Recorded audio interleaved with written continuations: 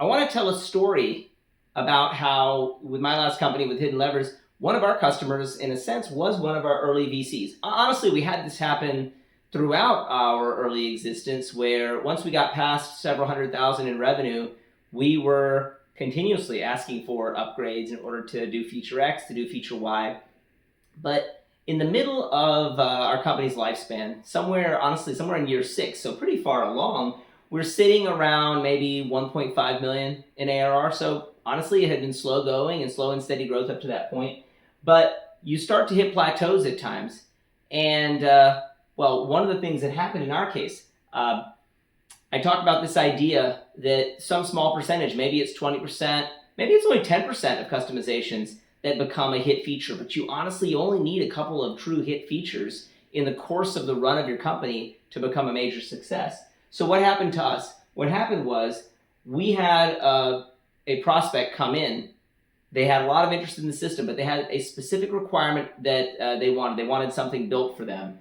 And we began negotiating around that. So did we actually ask for a SaaS price upgrade? No, actually we didn't. Instead, what we said was, if you sign up a min number of users, and I believe we set this minimum number, it was something like 100, or maybe it was 150. It was in that neighborhood. So we set a minimum number of users in that neighborhood. And we then said, okay, start paying for the full number of users. So start paying month 1, even though they didn't have their new features yet and they didn't roll out yet. That was them playing VC. So we had them start paying for this larger number of users, and it ended up being around 25 grand a month, so 300,000 per year in run rate that we added in order to build a critical new feature for our system. And it involved essentially a highly customizable proposal generation feature. Now, they're paying for this new feature. In the end, it takes us maybe 3 months to build an initial version and probably 3 more months to really tune it. So 3 to 6 months of effort. But what was the payoff in the end? So the payoff in the end was not that we got 300K in revenue, although, and I'll put that up here, so 300K in rev. That was nice. I mean, that was a big chunk of revenue. That increased our ARR by like 20% at that moment in time. But that wasn't the true payoff.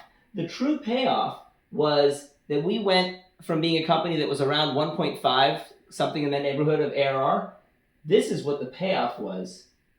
The new feature, that doubled our revenue over the course of the next, somewhere in the really 1 year, maybe 15-month range. So that was the key. Why? Because we bundled this new feature, this proposal generation feature that this customer had asked for.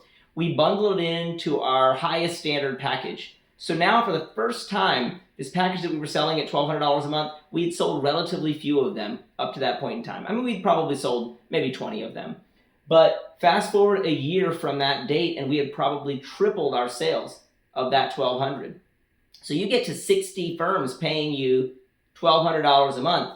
You can see how that's real money. That's $800,000-$900,000 a year. So that one feature enabled us to change the trajectory of our revenue at that time. And it has nothing to do with that specific feature. We actually built, like I said, we probably built 5 or 10 different features. Not all of them nearly as large of investments as this one. Not all of them nearly as large of a customer in terms of the 300K per year. But you don't always know in advance, just like VCs don't know exactly which company is going to pay out, which bet is going to work. Honestly, even though you're in your industry and you're talking to your customers every day, it can be hard to tell, like, which feature is really going to take off, what's going to hit. And so be willing to build those features on behalf of your customers, and be humble that you don't know which one's going to hit. Price them fairly, meaning don't underprice. Don't say, oh yeah, we'll build that and it's extra $100 a month. No, price them fairly. It should be measured, order of magnitude at a minimum of an extra $1,000 for, some kind of feature, up to, in this case, we weren't asking for extra per user, but we said, hey, you got to buy a lot of seats to get us to do this. And so sometimes, eventually, if you keep doing that, you're going to get that next hit. The customers are asking for something that they actually want, that they really need. chances are there are other customers out there like them. And so by building toward those asks and by raising your SaaS price to get those builds done as opposed to one-off, customization payments, you're using them as a VC, you're getting the growth that you need, from an ARR perspective. And then if one of those products hits, that's your rocket fuel. In our case, it took us from something like 1.5 million ARR. That took us up to 3. So that was the bit of rocket fuel that we needed to make that next jump. And then from there, we'll talk about how we made the next jump from 3 on up to the next level.